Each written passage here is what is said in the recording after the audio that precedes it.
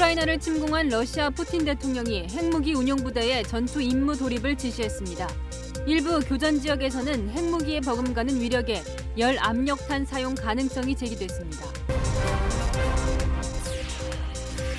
우크라이나도 수도를 사수하기 위해 육탄 방어전을 벌이고 있습니다. 나라를 지키겠다며 민병대에 자원한 시민이 13만 명을 넘었습니다. Russians destroy our independence, destroy our cities, kill our citizens, kill our children, kill our elderly people. 독일 등 유럽 각국이 첨단 무기를 우크라이나에 보내기 시작했습니다. 유럽연합은 우크라이나가 무기를 구입할 수 있도록 6천억 원 이상을 지원하기로 했고 러시아의 하늘길도 닫았습니다.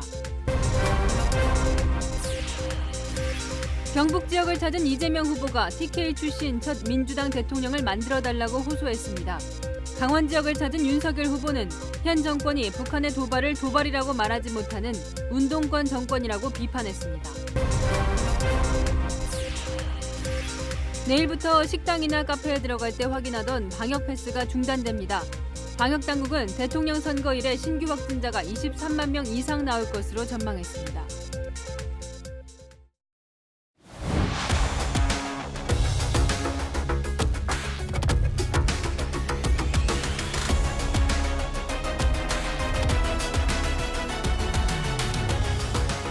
뉴스 시작합니다. 저는 동정민입니다.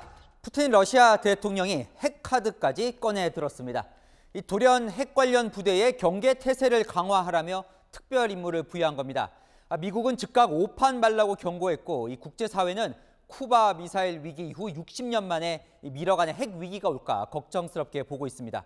지금 벨라루스에서는 전쟁 시작 이후 처음으로 이 러시아와 우크라이나 간의 회담도 열리고 있는데요. 첫 소식 안건우 기자가 보도합니다.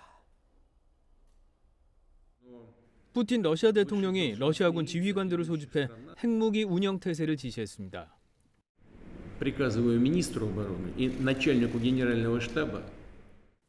사실상 핵카드를 꺼낸 푸틴 대통령은 미국 등 서방 국가들도 겨냥했습니다. Высшие должностные лица ведущих стран НАТО допускают и агрессивные высказывания в адрес. 최근 미국과 유럽연합이 러시아에 맞서 국제은행 간 통신협회, 이른바 스위프트 결제망을 차단하는 등 고강도 제재에 나서자 핵을 보복카드로 든 겁니다. 미국 워싱턴 포스트지는 닷새 간의 재래식 군사작전이 기대에 못 미쳤다는 신호라고 보도하며 초조한 러시아의 상황이 드러난 결과란 분석을 내놨습니다. 전쟁 이후 처음 우크라이나와 자리를 마주하고 협상에 나섰지만 뒤론 이번 침공을 핵전쟁으로 키울 수 있다는 공포감을 주고 있습니다. 러시아군의 우크라이나 진격 통로를 내준 친러 우방국 벨라루스도 러시아 핵무기 반입과 우크라이나전 참전으로 러시아 지원에 나섰습니다. What an invitation for the negotiations at the border of Belarus. Or was it an escalation and raising stakes by the aggressor on the eve of the negotiations? 미 국방부는 유럽 사령부와 함께 푸틴 대통령에게 상황을 더욱 위험하게 만들 수 있다며 오판하지 말 것을 경고했습니다. 유엔 안전보장이사회도 특별 긴급 총회를 열고 러시아 규탄 성명을 채택할 예정입니다. 채널A 뉴스 안건우입니다. 안타깝게도 인명피해는 늘어나고 있습니다. 어린이를 포함한 민간인 희생자도 속출하고 있는데요. 러시아는 잔혹한 살상력 때문에 대다수 나라에서 이 사용이 금지된 진공폭탄을 터뜨리고 악마의 부대로 불리는 체첸 민병대를 투입한 정황까지 포착되고 있습니다. 이 전시 상황 강은하 기자가 이어갑니다. 우크라이나 수도 키예프 도심 인근 밤하늘에 밤새 섬광이 번쩍입니다. 키예프를 향해 대거 이동하는 러시아 지상군의 모습도 위성사진으로 포착됐습니다. 수백 대의 장갑차와 탱크, 유조차 등이 늘어선 대열은 5km가 넘습니다. 미국 국방부는 준비된 러시아 전투 병력 가운데 3분의 2가 이미 투입됐고 키예프 외곽 30km 정도까지 진입해 주둔 중이라고 밝혔습니다.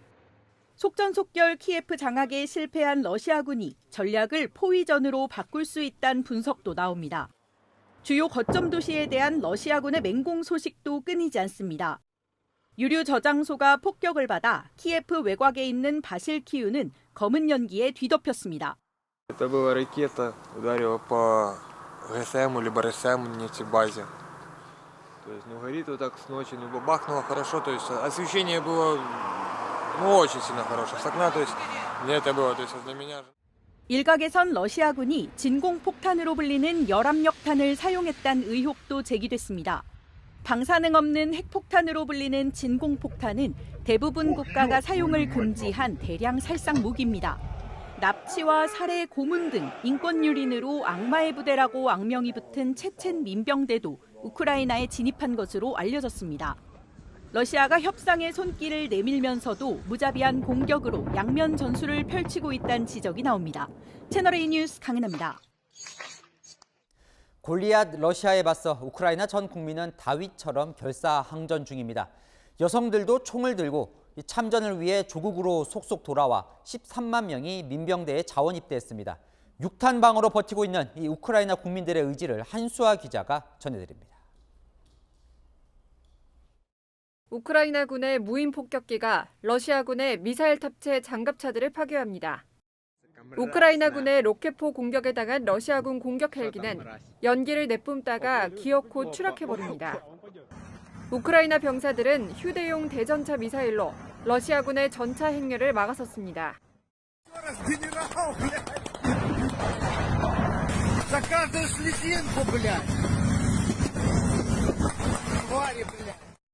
거듭된 교전 속에서 키예프 방위군 사령관은 현지 시간 오늘 오전 SNS를 통해 러시아군을 격퇴했다. 러시아군은 지쳤다고 주장했습니다. 실제로 러시아군은 키예프뿐 아니라 하리코프와 체르니히브 등 거점 도시에서 치열한 교전을 벌이고 있지만 이렇다 할 승리를 거두지 못하고 있습니다. What you would tell to Russians? Go back home. You have nothing to find here. 월등히 열세인 전력이지만 십시일반 팔을 걷고 나선 민병대도 큰 몫을 맡고 있습니다. 전차와 장갑차에 맞서 화염병을 던지며 6탄 방어에 나선 겁니다. 현재까지 민병대에 자원한 시민만 13만 명에 이릅니다. 폴란드 국경 프셰미실에는 참전을 위해 국경을 넘는 우크라이나인들의 줄이 길게 늘어섰습니다. Just stay in Poland and let Russians destroy our independence, destroy our cities, kill our citizens, kill our children, kill our elderly people. 2015년 미스 우크라이나로 선발됐던 레나 씨도 드레스 대신 전투복을 입고 총을 들었습니다. 군복을 입지 않은 시민들, 총을 들어본 적 없는 여성들의 우크라이나를 지키는 무기를 자처하고 나섰습니다. 채널A 뉴스 한수아입니다. 우크라이나 국민들뿐만 아니라 서방 세계 전체가 러시아에 함께 맞서는 양상으로 흘러가고 있습니다. 유럽연합은 우크라이나에 대한 무기 지원을 결정했고 러시아의 하늘길도 막아버렸습니다. 장하얀 기자입니다. 대전차 무기 1000정과 휴대용 대공미사일 스팅어 500기, 군사용 헬멧 5000개만 보내겠다며 러시아 제재에 신중했던 독일이 우크라이나에 전격 지원하기로 한 무기들입니다. 러시아 천연가스 최대 수입국인 독일은 2차 세계대전 이후 유럽 분쟁 지역의 무기 지원 등으로 개입하지 않던 원칙을 바꿨습니다. Wir haben sie gegeben. Wie Sie wissen, haben wir gestern entschieden, dass Deutschland der Ukraine Waffen zur Verteidigung des Landes liefern wird. 독일의 입장 변화에 네덜란드와 에스토니아도 로켓탄과 122mm 곡사포를 보내기로 했습니다. 벨기에는 기관총 2000정과 연료 수천 톤을, 프랑스와 체코, 리투아니아 등도 무기와 군사장비 지원을 약속했습니다. 유럽연합은 우크라이나가 무기를 구매할 수 있도록 아예 현금을 지원하기로 했습니다. 우크라이나가 희망하는 유럽연합 가입을 지지한다는 입장과 함께 6천억 원 이상의 자금 조달을 발표했습니다. For the first time ever, the European Union will finance the purchase and delivery of weapons and other equipment to a country that is under attack. This is a watershed moment. 러시아 항공기의 하늘길도 막았습니다. 유럽 개별 국가의 제재에 이어 유럽연합 차원에서 러시아가 소유하거나 통제하는 모든 항공기가 영공에 들어오지 못하도록 조치했습니다. 캐나다도 동참했습니다. 동맹국들과 함께 스위프트 결제에서 러시아를 배제한 미국은 러시아가 결제 수단으로 활용할 수 있는 암호화폐 시장도 제재 리스트에 올리는 방안을 검토 중입니다.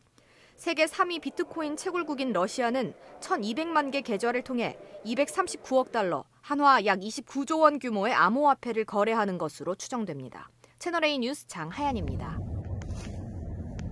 우리 정부는 오늘에야 러시아에 대한 전략물자 수출을 차단한다고 밝혔습니다. 미국이 제재 동참 국가에 한국을 넣지 않은 것이 알려지고 나서야 뒷북 동참했다는 지적이 나옵니다. 박지혜 기자입니다. 정부가 핵물질과 재래식 무기, 생화 고기 등의 제조, 개발, 사용에 쓰이는 전략물자의 러시아 수출을 오늘부터 차단하기로 했습니다. 정부는 미국 및 우방국들의 그 수출 통제와 동일한 수준의 수출 통제를 도입하기로 발표를 했고, 비전략물자이지만 미국의 독자적 수출 규제 품목인 반도체, 컴퓨터 등 57개 품목에 대해서는 미국과 협의를 진행 중입니다. 미국 상무부는 지난 24일 미국산 기술로 제3국에서 만든 제품을 러시아에 수출할 때 미국의 허가를 받도록 하는 해외 직접 제품 규칙을 발표했습니다. 당시 미국은 일본과 유럽연합 등 32개국을 규제 면제 대상에 올렸는데 한국은 포함되지 않아 우리 기업의 수출 불확실성이 커졌다는 비판이 나왔습니다. 정부는 나흘 만에 뒷북 수출 규제책을 내놓았지만 규제 면제 국가에 포함될진 미지수입니다. 정부는 미국 등 6개국이 합의한 러시아은행의 국제결제망 배제에도 동참하기로 했습니다. 정부는 이번 주부터 규제 예외국 지위 확보를 위해 미국 측과 협의에 들어갈 계획입니다. 채널A 뉴스 박재입니다. 우크라이나 접경 국가인 폴란드는 최대 100만 명의 피난민들이 넘어올 것으로 보고 있습니다. 6.25 때 우리가 겪은 것과 다를 바 없는 안타까운 일들이 벌어지고 있습니다. 피난민 임시 난민 캠프에 김윤종 특파원이 다녀왔습니다. 우크라이나와 폴란드의 국경 업무서 공터에 45인승 대형 버스가 도착하자 사람들이 몰려듭니다. 먼저 우크라이나를 빠져나온 피난민들이 가족을 찾기 위해 버스를 둘러봅니다. 가족의 이름을 적어둔 종이박스를 들어 보이는 이들도 있습니다. 아이를 발견한 엄마는 이제야 마음이 놓이는 듯 표정이 밝아졌고, 또 다른 여성은 얼싸안고 눈물을 흘립니다. 전쟁이 만들어낸 비극입니다. Росія звершила великий план агресії. Для нас це дуже жахлива річ. Наші війська зараз відбиваються від атаки росіян. 우크라이나 피난민들을 맞는 것은 폴란드의 자원봉사자들입니다. 이들도 종이박스를 찢어 그 위에 숙식 제공, 교통 지원 등 피난민들이 필요한 것들에 대해 안내를 하고 있습니다. 임시 캠프에는 스프, 생수, 과자 등 먹을 것부터 피난민들을 위한 구조용품들이 줄을 잇습니다. 폴란드인들은 전쟁이 자신들에게도 닥칠 수 있다며 남의 일 같지 않다고 말합니다. Nie wyobrażam sobie, żebym mogła tu dzisiaj nie być, tak? Myślę, że wszyscy Polacy powinni coś od siebie dołożyć w tej walce z Ukrainy z Rosją. 생이별한 가족들을 찾는 우크라이나 피난민들은 러시아와의 협상이 순조롭게 끝나 하루빨리 고향에 돌아가길 희망하고 있습니다. 폴란드는 최대 100만 명의 피난민들이 국경을 넘을 것으로 보고 있습니다. 폴란드 국경지역 메디카에서 채널A 뉴스 김윤종입니다.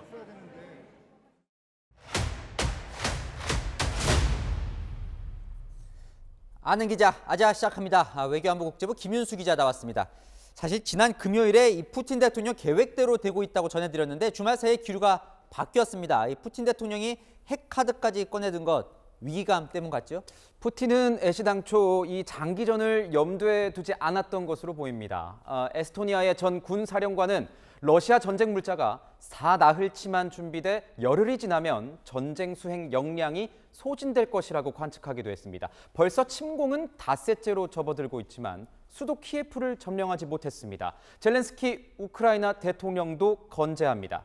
푸틴은 속전속결로 결론을 내리려고 했는데 마음대로 안 되니까 조바심이 나면서 핵카드를 꺼냈다는 거죠.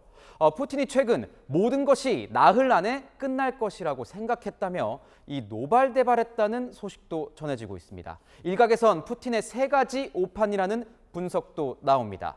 자신의 능력을 너무 과신했고 우크라이나를 너무 우습게 봤으며 서구의 대응이 가벼울 것이라고 오판했다는 겁니다. 자, 그런데 어쨌건 이 푸틴 대통령은 핵카드를 꺼내들었는데 국제사회가 한 목소리로 오판하지 말라 이 경고한 건 그만큼 이게 중대한 사안이기 때문이겠죠. 그렇습니다. 러시아는요, 이 실전 배치를 끝낸 1,600여 개를 포함해서 6,000개가 넘는 핵탄두를 보유하고 있습니다. 이 탄두를 대륙간 탄도미사일 등에 장착하면 미국 본토도 쉽게 타격할 수 있습니다. 특히 폭발 위력이 작은 이 단거리 핵 무기를 전술핵이라고 하는데 실제 러시아는 이 전술핵 포탄을 쏠 수 있는 자주포를 우크라이나 국경에 이미 가져다 놓은 것으로 알려졌습니다. 자, 그럼 이 푸틴 대통령 지금 이 핵 관련해서 뭘 할 수 있는 겁니까? 푸틴은 이 닷새 전에요, 우크라이나 침공 개시를 선포하면서 러시아를 방해하면 전례 없는 대가를 치를 것이라고 경고한 바 있습니다. 침공 직전에는 전략 핵무기 훈련을 직접 참관하기도 했습니다. 어제는 러시아의 2인자인 메드베데프 국가안보회의 부의장이 러시아가 모든 핵무기 감축 조약에서 탈퇴할 수 있다고 경고했습니다. 참 생각하기도 싫지만 걱정스러운 이 시청자분들도 질문을 주셨습니다. 실제로 핵무기를 사용할 수도 있을까요? 푸틴의 이런 핵 위협은 의도적 또는 이 우발적 핵 전쟁이 발생할 위험성을 안고 있습니다. 전략적으로 단거리 전술핵 무기를 사용하거나 의도적이진 않더라도 오판에 의해 혹은 이 매드맨으로 불리는 푸틴 개인 성향에 따라 최악의 선택을 할 가능성 배제할 수 없다는 겁니다. 이 전쟁이 처음에 이제 우크라이나와 러시아 간의 이 전쟁으로 이 대결처럼 보였는데 점점 세력 간의 이 대결로 점점 커지는 분위기입니다. 네, 일본 요미우리 신문이 중국 특파원의 오늘자 보도를 하나 보겠습니다. 시진핑 중국 국가주석이 러시아를 경제적으로 지원하라는 특별 지시를 내렸다고 이 중국 당국 관계자를 인용해 보도했습니다. 시 주석이 미국과 영국의 제재에 대해 위법하다라는 표현까지 썼다는 건데요. 이 러시아에 대한 제재 수위를 높이는 미국 그리고 그 우방국들과는 중국이 대조적인 행보를 보이는 거죠. 미국에겐 중국이 제재 회방꾼처럼 보일 겁니다. 과거 냉전 시기처럼 국제사회가 향후 미국과 서방, 러시아와 중국 양축으로 나뉘어 이 충돌할 가능성도 적지 않습니다. 자, 지금 이제 러시아와 우크라이나 간의 첫 번째 회담이 진행 중이잖아요. 좀 돌파구가 될 가능성이 있을까요? 극적인 타결 가능성은 희박합니다. 젤렌스키 대통령조차 이번 회담의 결과를 믿지 않는다라고 말했습니다. 우크라이나 외무장관도 항복을 위해 가는 것이 아니다. 우리 영토는 단 1인치도 양보할 수 없다고 강조했습니다. 우크라이나 입장에선 전 세계적으로 이 반러 감정이 일고 있는 상황에서 굴욕적인 패배는 인정하기 어려울 겁니다. 반대로 국제적 비난과 유례없는 제재를 감수하고 또 이 천문학적인 전쟁 비용까지 쏟아부은 푸틴 대통령으로서도 적당히 물러서진 않겠죠. 도리어 최대한 빨리 수도 키예프를 함락시키고 난 뒤 이 진짜 협상에 나설 가능성이 더 큰 상황입니다. 전문가들은 협상 결렬 혹은 장기화를 예측하고 있습니다. 그렇다면 걱정이네요. 네, 김윤수 기자와 살펴봤습니다. 대선 9일 남았다고 전해드렸지만 이 사전투표까지는 불과 4일 남았습니다. 이 과거 사전투표에서 강세를 보여온 민주당뿐 아니라 이 국민의힘까지 총력전을 펴고 있습니다. 이 사전투표 기세가 본투표까지 이어질 수 있다는 건데요. 이 사전투표율이 30%를 넘을 거란 전망도 나옵니다. 최성 기자입니다. 경제일꾼 사전투표! 나를 위해 사전투표! 더불어민주당은 오는 3월 4일부터 이틀간 실시되는 사전투표 일정을 알리며 홍보전에 나섰습니다. 이재명 후보 기호 1번에 개인 사진을 넣어 포스터를 만들어주는 이벤트를 진행하는가 하면 사전투표 인증샷 릴레이 캠페인도 시작했습니다. 민주당 관계자는 통상 사전투표율이 높으면 민주당이 유리했다며 이번 주 모든 유세장에서 사전투표를 독려할 것이다라고 말했습니다. 3월 4일, 5일 투표하시고 투표하실 때도 여러분의 운명이 어느 게 더 나을 것인지 보고 잘 골라서 투표하시고 나를 위해 투표하자. 사전투표에 소극적이던 국민의힘도 달라졌습니다. 오늘부터 선거대책본부 회의장 배경 문구를 윤석열도 사전투표하겠습니다로 교체하고 SNS 홍보도 강화했습니다. 사전투표해 주십시오. 저도 첫날 사전투표 하겠습니다.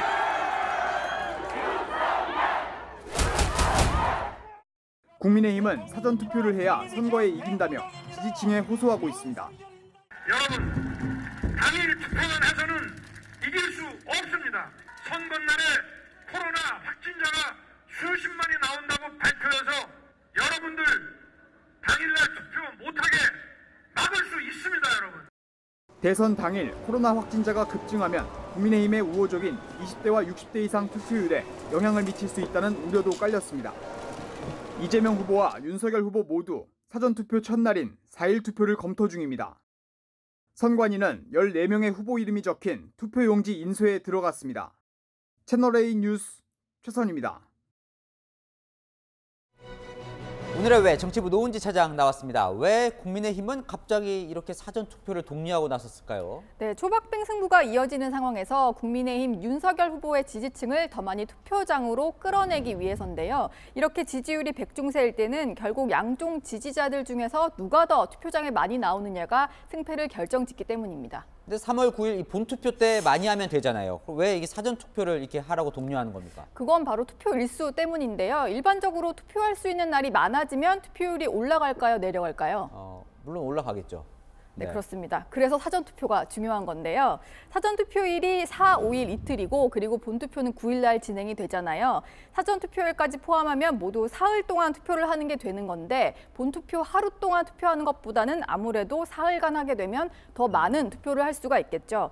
민주당이 사전투표에 올인하는 상황에서 국민의힘도 역시 이틀의 추가 투표 시간에 공들일 수밖에 없는 겁니다. 네, 자 국민의힘이 사전투표를 독려하는 또 다른 이유도 있다면서요? 네, 바로 코로나 때문인데요. 지금이 또 오미크론 상황이라 확진자 수가 폭증을 하고 있다 보니까 확진자가 더 많아지기 전에 투표를 끝내야 한다. 한 명이라도 더 걸리기 전에 투표를 끝내자. 이런 전략인 겁니다. 특히 국민의힘 지지층으로 알려진 노인들의 경우에 확진자가 폭증을 하게 되면 투표장에 나오는 것을 꺼릴 수도 있잖아요. 그럴 경우에 윤석열 후보의 표가 적어질 수 있다는 판단 때문에 사전투표를 독려하는 겁니다. 국민의힘에서는 정부가 오늘부터 방역 패스를 없애고 또 거리두기를 완화시키는 의도도 의심하고 있습니다. 네, 예전에 이제 사전투표 관련해서 부정투표냐 아니냐 이런 논란이 좀 있었잖아요. 아직도 이 보수층에서는 살짝 좀 꺼리는 분위기도 있거든요. 네, 그렇죠. 사전투표 부정 여론이 지난 총선 때 일부 보수층에서 나온 건데요. 당시에도 선거 앞두고는 사전투표를 독려하기는 했었습니다. 부정선거 가능성이 별로 없다는 게 이번에도 국민의힘 판단인데 국민의힘은 사전투표함 보관소에 CCTV가 이번부터는 설치됐다 이렇게 홍보하면서 유권자들을 안심시키고 있습니다. 네, 자 민주당은 이번에도 이 사전투표에 이 사활을 거는 분위기죠? 네, 여론조사로 그 이유를 한번 살펴볼 수가 있을 것 같은데요. 사전투표를 하겠냐 의향을 물었더니 이재명 후보 지지자는 과반 가까이가 응답을 했고요.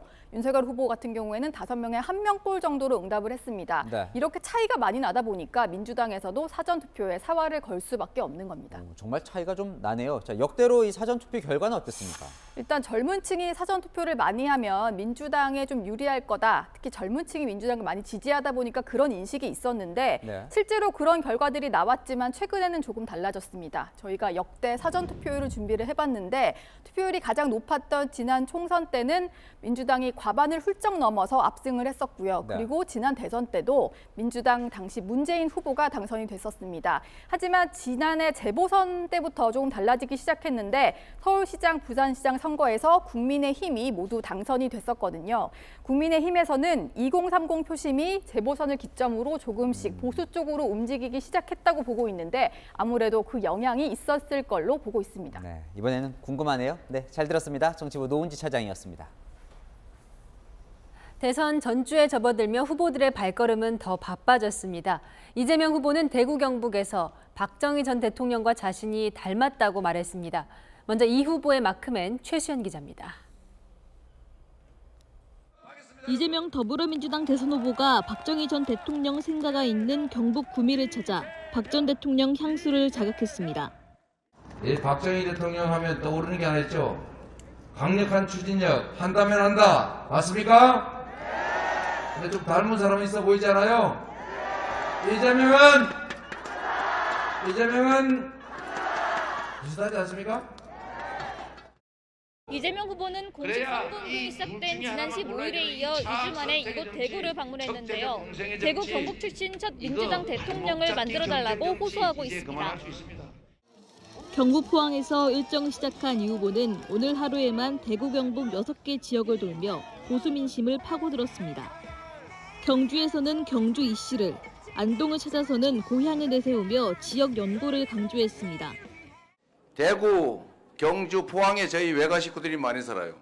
여기 우리 친구들 대구에 많이 와 있죠? 어디 있는지 말하지 마세요. 식구들 동원했다 그럴 테니까. 윤석열 국민의힘 후보는 무능하다고 견제했습니다. 국정을 정확하게 알아야 합니다. 모르는 게 자랑이 아니에요.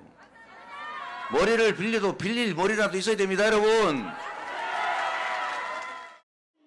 이 후보는 통합의 정치로 정치 교체를 하자며 그게 이재명의 주장이고 안철수의 꿈이고 심상정의 소망사항이라며 재차 반윤연대를 외쳤습니다. 채널A 뉴스 최순입니다. 윤석열 국민의힘 후보는 외갓집이 있는 강원도를 공략했습니다. 북한과 접경 지역인 만큼 강력한 안보 메시지를 꺼냈습니다. 윤 후보의 마크맨 김단비 기자입니다. 동해에서 강원 일정을 시작한 윤석열 국민의힘 대선 후보는 이재명 민주당 후보와 민주당 정권을 향해 비판 목소리를 높였습니다. 이 민주당 정권 5년 겪어보시니까 괜찮던가요? 일단 많이 썩었죠. 도발이란 말을 못합니다. 이 민주당 정권은. 이 사람들 왜 이러겠습니까? 이게 바로 운동권 정권이라 그렇습니다. 경제와 안보 둘 다 챙기지 못했고 북한 도발에도 제대로 대응하지 못했다는 겁니다. 윤 후보가 지금 강릉 유세를 하고 있습니다. 동해에서 출발한 윤 후보는 강릉에 이어 속초, 홍천, 춘천으로 이동할 예정인데요. 강원 유권자가 갖는 안보 불안을 없애겠다며 튼튼한 안보관을 강조했습니다. 민주당이 정치 개혁안을 당론 채택하는 것에 대해서는 국민을 가재붕어, 개로하는 것이라며 맹비난했습니다. 온갖 다수당의 횡포질을 다 해오다가 대통령 선거 열을 남겨놓고 뭔 놈의 정치 개혁이란 말입니까? 정치 개혁은 이 무도한 민주당 정권을 교체하는 것이 바로 정치 개혁입니다, 여러분. 강릉의 외손자라며 지역 표심에도 호소했습니다. 스위스와 알프스를 개발시킨 전문가들도 모셔오고 이렇게 해서 발전시켜야 되지 않겠습니까, 여러분? 윤 후보는 강원 유세를 마친 뒤 서울로 이동해 정부 방역 조치로 피해를 입은 소상공인을 만날 예정입니다. 광주 시위에서는 광주와 대구 지역 인사 555명이 동서 갈등 해소를 바란다며 윤 후보 지지를 선언했습니다. 채널A 뉴스 김단비입니다. 단일화가 결렬된 안철수 국민의당 후보는 완주 의지를 강조했습니다.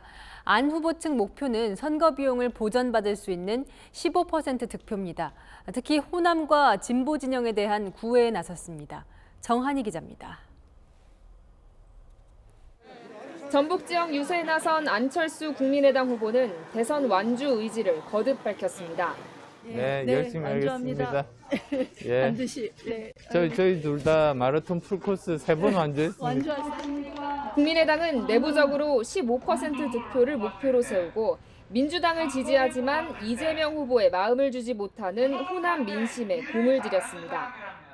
부도덕한 사람이 일을 잘하면 그런 사람이 높은 자리에 가면 자기 편만 먹여 살리고 국민은 파탄에 빠뜨립니다. 4년 전 보수정당인 바른정당과의 합당을 반성한다고까지 했습니다. 사죄드립니다. 제 진정한 진심을, 의도를 설득을 시켜드리는 그 시간이 부족했습니다. 그래서 그게 제 평생의 한입니다. 보수 진영 득표만으로는 선거 비용을 전액 보전받을 수 있는 15% 득표를 달성하기 어렵다는 판단이 깔린 것으로 보입니다. 안 후보는 단일화 결렬로 인한 정권 교체 실패의 책임을 국민의힘에 돌렸습니다. 권한의 크기와 책임의 크기는 비례합니다. 권한이 많은 사람이 책임이 많은 것 아니겠습니까? 단일화 협상을 했던 이태규 총괄선대본부장은 윤석열 국민의힘 후보의 협상일지 공개에 대해 마치 수사기관의 허위 조서를 보는 듯한 느낌을 받았다고 비판했습니다. 채널A 뉴스 정한입니다. 국민의힘이 대장동 의혹과 관련해 남욱 변호사와 정영학 회계사의 통화 녹취록을 추가 공개했습니다. 시장님이 그림까지 그리며 1,000억만 있으면 되잖아라고 말했다는데 그 시장은 당시 성남시장이었던 이재명 후보라고 주장했습니다. 민주당은 흑색 선전이라고 반박했는데요. 구체적인 내용과 해명 공태현 기자가 보도합니다. 국민의힘이 추가로 공개한 정영학 회계사 녹취록의 대화 시점은 지난 2013년 4월. 초과이익 환수 조항이 빠진 대장동 사업계획서가 승인되기 2년 전입니다. 녹취록의 맥락상 남욱 변호사는 제3자에게 들은 말을 정영학 회계사에게 전하고 있는데 시장님이 그림까지 그려가면서 1,000억만 있으면 되잖냐라는 말을 했다고 언급했습니다. 여기서 제3자는 구속 기소된 유동규 전 본부장이라고 국민의힘은 주장했습니다. 이재명 시장이 유동규 본부장과 함께 했던 말이라고 남욱 변호사가 검찰에 진술한 바가 있습니다. 당시의 시장이란 2013년엔 이재명 시장 외에 남 변호사는 대장동에 관심 없다, 내가 시장님 설득할 수 있다는 제3자의 말도 전하는데 해당 녹취록에 시장님은 5차례 언급됩니다. 공개된 녹취록에는 내가 누구인지에 대한 언급은 없습니다. 다만 하루 전 이루어진 녹취에서는 화천대유 대주주 김만배 씨가 정 회계사에게 유동규 전 본부장을 언급합니다. 유동규 전 본부장이 1,000억 원가량 남는 구조를 짜고 있다고 말한 겁니다. 국민의힘은 지난 25일 분당 인근 고속도로 배수구에서 확보한 문건도 공개했습니다. 확정이익 환수 방식, 경기도지사 공직선거법 위반 관련 현안 사항 등이 적힌 문서들입니다. 더불어민주당은 누구인지 특정되지 않은 제3자로부터 들은 대화 내용을 의혹인 것처럼 부풀리고 있다며 아니면 말고식 흑색 선전이라고 비판했습니다. 또 대화 내용은 오히려 이재명 후보가 개발 이익을 환수하기 위해 애썼다는 걸 엿볼 수 있는 자료라고 반박했습니다. 채널A 뉴스 공태현입니다. 이재명 후보가 대구 경북을 방문한 오늘 문재인 대통령과 김부겸 국무총리도 일제히 대구 경북을 찾았습니다. 당정청 총출동에 야당은 대선 개입이라며 반발했습니다. 전혜정 기자입니다. 문재인 대통령이 경북 영천의 육군 3사관 학교를 찾았습니다. 지난 24일 호남 방문에 이어 두 번째 외부 공개 일정입니다. 문 대통령은 이 자리에서 북한의 미사일 발사와 관련해 충분히 대응할 수 있는 국방력을 갖췄다고 자평했습니다.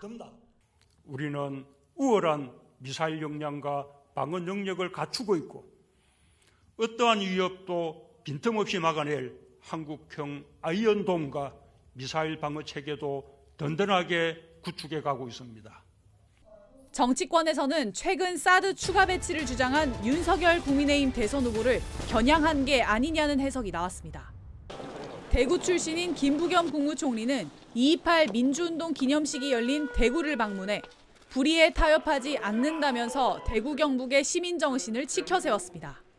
힘든 길을 마다하지 않았던 대구 경북의 시민 정신은 대한민국 민주주의의 정신이자 뿌리입니다. 대선을 불과 9일 남겨두고 이재명 민주당 대선 후보가 대구 경북 유세에 나선 날. 대통령과 총리가 일제히 대구 경북을 찾다 보니 논란이 일고 있습니다. 야당은 대선 개입이라고 반발했습니다. 오연나무 아래서는 갓근도 고쳐 쓰지 말라고 했는데 이재명 후보와 청와대와 민주당, 정부가 대놓고 갓근을 묶었습니다. 불법 선거 개입과 관권 선거의 모든 법적 책임을 져야 할 것입니다. 국민의힘 강세 지역인 대구 경북에서 이재명 후보의 지지율이 문 대통령의 지지율에도 미치지 못하다 보니 당정청이 이 후보의 지지율을 끌어올리기 위해 총력전에 나선 게 아니냐는 겁니다. 청와대와 총리실은 예정된 일정이었다고 반박했습니다. 채널A 뉴스 전혜정입니다.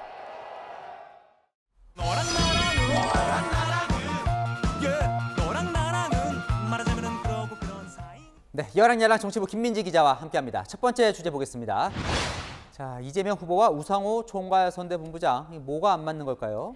손발이 안 맞는 것 같은데요. 이 토론회에서 논란이 됐던 이재명 후보의 발언과 관련해서입니다. 6개월 초보 정치인이 대통령이 돼서 러시아를 자극하는 바람에 결국은 충돌했죠. 토론에서 말씀드린 것처럼 지도자만 무지하지 않으면 그런 걱정 전혀 안 해도 된다. 젤렌스키 대통령이 여러 가지 미숙한 점이 있다. 이것도 사실은 사실이죠. 그러니까 이재명 후보는 우크라이나 대통령이 아니라 윤석열 후보를 지적한 거다 이렇게 해명을 했는데 우 본부장은 또 이 우크라이나 대통령을 지적했네요. 맞습니다. 앞서 민주당에서는요. 우크라이나 대통령의 출신을 문제 삼거나 준비가 안 된 대통령이라는 비판을 계속 해왔었죠. 오늘 주한 우크라이나 대사는 이 후보의 발언과 해명 과정을 담은 기사를 SNS에 공유하면서 불편한 감정을 드러냈는데요. 야권은 국제 망신이라고 거세게 비판했습니다. 대통령 후보가 어떻게 이러한 무례한 외교적 결례를 저지를 수 있냐는 거예요. 앞으로 이재명이란 사람이 외교 영역에 있어가지고 세계의 조롱을 받을 수밖에 없는 위치에 갔다는 겁니다. 초보 정치인 공세에는 정치 경력 10년이 넘으면 뭐하냐 이렇게 맞불도 났습니다. 네, 다음 주제 보겠습니다. 자, 본의 아니게 이번엔 윤석열 후보와 안민석 민주당 의원이 보이네요. 네, 선거 유세 현장에서는 이 본의 아니게 의도와 다른 말이 튀어나와서 난처해질 때가 있죠. 먼저 이재명 후보의 유세 현장으로 가보시죠. 줬다가 뺐으면 더 열받는 거죠. 일산대교 무료화 이거 누구입니까? 김포 김부선 이거 만들어낼 수 있는 후보 누구입니까? 서부권 광역급행철도 GTX-D 노선. 원래 김포에서 부천을 연결한다 해서 김부선이라고 불렸었죠. 이 후보가 하남까지 연결한다면서 김하선 공약으로 수정했는데 김부선으로 잘못 말한 겁니다. 자, 이 배우 김부선 씨는 오늘 또 이 후보를 공격했던데요. 안민석 의원 SNS 같은데 발언을 수정하고자 합니다. 되어 있네요. 네, 안 의원은 유세 현장의 뜨거운 열기 탓에 정확하지 않은 어휘가 나왔다면서 김하선 이렇게 정정했습니다. 지지자들이 열띤 응원을 보내다 보면 이런 일도 생깁니다. 경제가 망하는 걸 보려면 민주주의가 후퇴하는 걸 보려면 누구를 선택합니까? 이재명 아니고요. 저는 경제 망하게 하지 않습니다. 그러니까 내용을 듣지도 않고 무조건 이 지지 후보를 외치는 거죠. 자, 네. 윤석열 후보 볼까요? 세 손가락인데 기호는 2번 아닙니까? 맞습니다. 오늘 어퍼컷 세리머니 도중에 모르고 세 손가락을 펴면서 본의 아니게 기호 3번을 표시하는 해프닝이 있었는데요. 어제는 나라 이름을 헷갈리기도 했습니다. 러시아 대통령이 아마 저처럼 정치 입문한 지 얼마 안 되는 사람입니다. 경험 없는 대통령이 러시아를 자극해서 이렇게 됐다라고 외국의 국가 원수를 이렇게 또 모독을 해서 미국 인터넷에서 아주 대망신을 떨고 있습니다. 여권 안팎에서는 헷갈릴 게 따로 있다. 러시아 대통령은 정치 입문 47년 차다. 이렇게 비꼬기도 했습니다. 네. 마지막 주제 보겠습니다. 자, 보복은 몰래. 이재명 후보의 저 발언으로 오늘도 시끄럽더군요. 네, 무슨 말인지 이 후보 발언부터 보고 오시죠. 세상에 어떤 대통령 후보가 정치 보복을 공언을 합니까? 하고 싶어도 꼭 숨겨놨다가 나중에 몰래 하는 거지. 그러니까 정치 보복한다고 윤석열 후보를 비판하려다가 결과적으로는 자충수가 됐어요. 네, 정치 보복은 몰래 하는 거다 이런 말이 나오니까 이낙연 캠프에 있다가 윤 후보 지지를 선언한 정운현 전 국무총리 비서실장은 대통령이 되면 은밀히 보복하겠다는 말이냐 이렇게 비판했고요. 이준석 대표는 숨겨뒀다가 어디에 정치 보복을 하겠다는 거냐며 그 대상이 문재인 정부냐고 되물었습니다. 이재명 후보의 말에 가장 두려워하는 세력이 아마 지금 청와대에 있는 분들이 아닌가 생각을 합니다. 아주도 뻔뻔하고 나쁜 발언이다. 국민의힘은 입에는 꿀을 바르고 뱃속에 칼을 품고 있다고 하던데 반격의 빌미가 된 거죠. 네, 이 후보 측은요. 지나가는 말로 한 발언이다 이렇게 해명했는데요. 오늘 이 후보 수습에 나섰습니다. 남의 뒤를 팔아서 과거로 돌아가는 정치 보복할 시간이 어디 있습니까? 정치 보복 없는 나라 제가 확실하게 만들겠습니다, 여러분. 선거 막판 실언 경계령을 내린 여야 모두 아슬아슬한 상황이 반복되고 있습니다. 네, 조심하라고 아무리 해도 꼭 어디선가 터져 나오더라고요. 여랑야랑이었습니다. 내일부터는 식당과 카페에 갈 때 QR코드를 찍지 않아도 됩니다. 정부가 방역 패스를 무기한 중단하기로 한 겁니다. 영업시간과 모임 인원수를 제한하는 규제도 해제할 가능성을 언급했습니다. 지금 이 시점에 이런 발표가 나온 배경을 황규락 기자가 취재했습니다. 내일부터 식당과 카페, 헬스장과 노래방 등에 입장할 때 QR코드를 찍지 않아도 됩니다. 2020년 6월 첫 도입 이후 1년 8개월 만입니다. 청소년 방역 패스 도입 계획도 철회됐고 미접종자의 대규모 집회와 행사 참가도 허용됩니다. 정부의 이런 방침은 미접종자 음성 확인서 발급에 투입됐던 보건소 인력을 고위험군 관리에 집중시키기 위해서입니다. 대구에선 이미 방역 패스가 무력화된 상황도 고려됐습니다. 연령별, 지역별 형평성 문제 등을 고려하여 내일부터 방역 패스 적용을 일시 중단하겠습니다. 일시 중단이라고 표현했지만 사실상 폐지 수순입니다. 정부는 불과 사흘 전만 해도 방역 패스 중단은 없다고 말해왔습니다. 가장 위험도가 높은 지역이 사실 식당, 카페가 되겠습니다. 그렇기 때문에 전국적으로 중단할 계획은 없다는 말씀을 드립니다.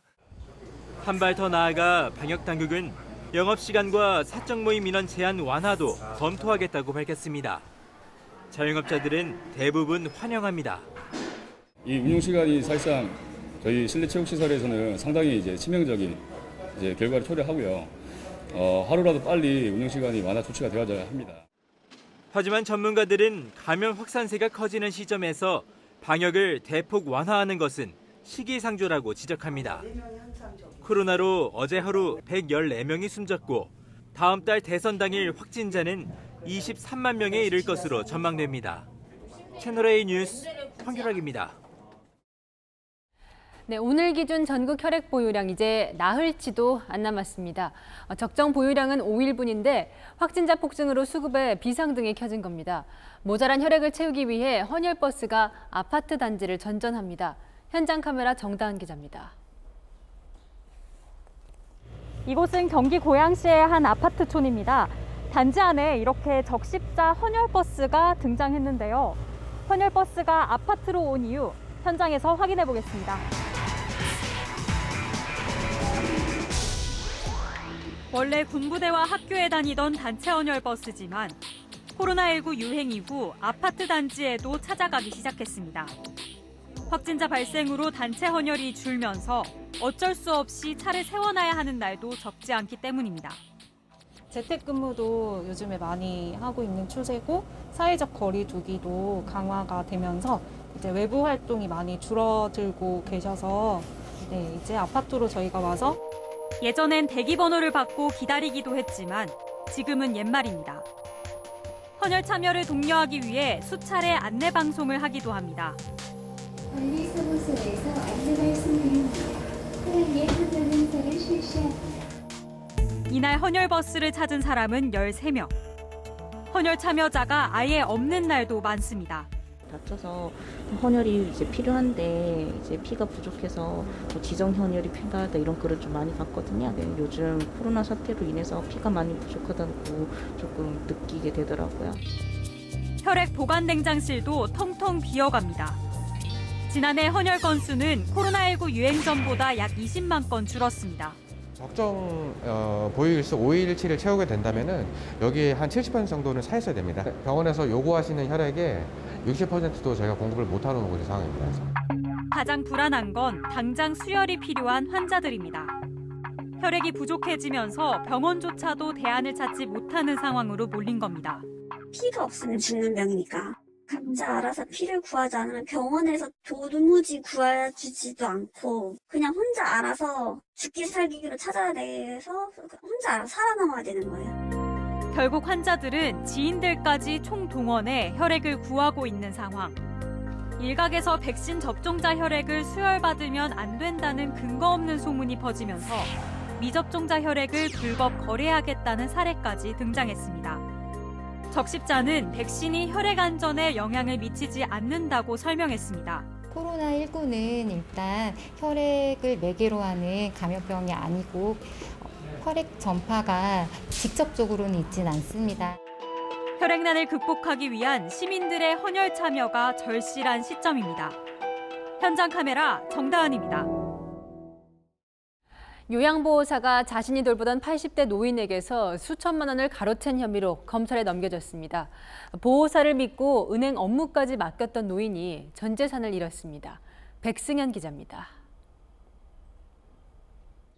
20여 년 전 교통사고를 당해 거동이 불편한 86살 김영희 할머니. 매달 나오는 노령연금과 장애수당을 아껴 3천여만 원을 모았습니다. 아들 며느리만 신세 덜 붙으려고. 병원 갔으면 병원비는 짜. 그런데 간병비가 비싸더라고. 할머니는 2년 넘게 매일 자신을 돌봐준 요양보호사 47살 이모 씨에게 통장 관리까지 맡겨왔습니다. 그러던 지난달 할머니는 통장 돈이 모두 사라진 사실을 알았습니다. 새해 설을 맞아 형편이 어려운 막내 아들에게 줄 돈이었습니다. 돈을 찾아다 달라 요양보호사한테 얘기를 했는데 은행에 간다고 나갔고 오지를 않고. 이 씨가 할머니 몰래 지난해 11월과 12월 5차례에 걸쳐 통장 3개에서 3,160만 원을 빼간 겁니다. 경찰 조사 결과 이 씨는 이미 돈을 모두 써버린 걸로 확인됐습니다. 이 씨는 돈을 돌려주겠다고 했지만 돌연 조롱성 문자를 보내며 태도를 바꿨습니다. 김 할머니의 80대 여동생은 집을 찾아갔지만 이 씨 남편에게 폭행을 당하기도 했습니다. 채널A는 이 씨에게 해명을 요구했지만 구체적인 답변을 들을 수 없었습니다. 뭐에 대해서 말씀을 드려요? 할 말은 없는데요. 할머니는 요양보호사를 가족처럼 여겼던 자신이 한탄스러울 뿐입니다. 나 도와주는 사람 아니야? 그런데 그렇게 도둑질해 갈 줄은 몰랐지. 내가 믿은 게 바보요. 경찰은 요양보호사 이 씨를 업무상 횡령 혐의로 검찰에 송치했고 이 씨의 남편에 대해서도 상해 혐의로 입건해 조사 중입니다. 채널A 뉴스 백승현입니다. 안녕하세요. 스포츠 뉴스입니다. 러시아 푸틴 대통령의 유도 사랑은 유명한데요. 우크라이나 침공을 이유로 국제유도연맹 명예회장 자리를 박탈당했습니다. 김태욱 기자입니다. 원투 장갑을 낀 푸틴이 샌드백을 칩니다. 아이스하키 경기도 마다하지 않습니다.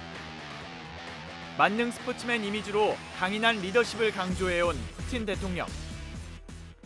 특히 유도 사랑은 남달랐습니다. 명예 8단의 유단자로 국제유도연맹 명예회장입니다. 15년 가까이 국제유도계의 실력자였지만 국제유도연맹은 푸틴을 쫓아냈습니다. 우크라이나 침공과 관련해 국제스포츠단체로는 처음으로 푸틴 개인에게 징계를 내린 겁니다. 푸틴을 겨냥한 비판은 축구로 이어집니다.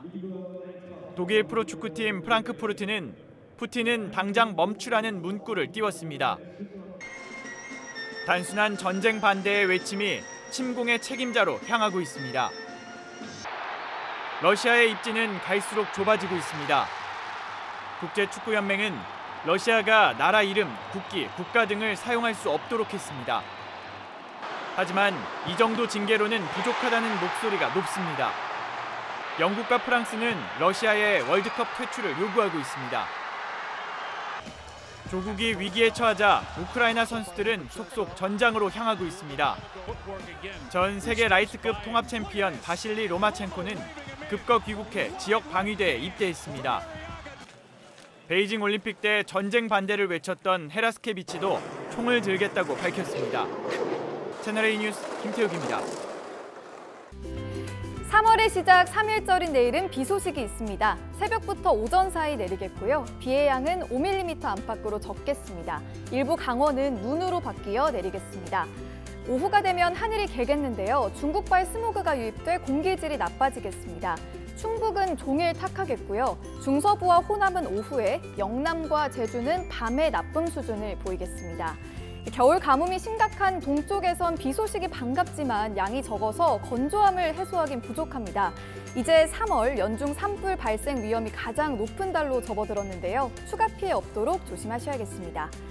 내일 아침 서울은 4도로 출발하고요. 한낮에 서울은 10도, 대구는 16도까지 올라 포근하겠습니다.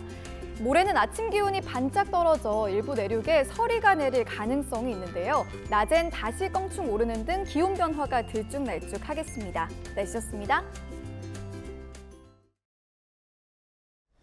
저희 특파원이 우크라이나와 붙어있는 폴란드에서 취재 중인데요. 폴란드 사람들 2차 대전의 악몽 이야기를 자주 꺼낸다고 합니다. 당시 폴란드인 600만 명이 사망했습니다. 핵카드까지 꺼내든 푸틴 러시아 대통령, 그의 오판을 막기 위해서라도 전 세계가 한 목소리로 힘을 모아야 할 때입니다. 전 세계에서 울려 퍼지고 있는 구호로 마침표 찍겠습니다. 전쟁을 멈춰라. 뉴스 마칩니다. 감사합니다.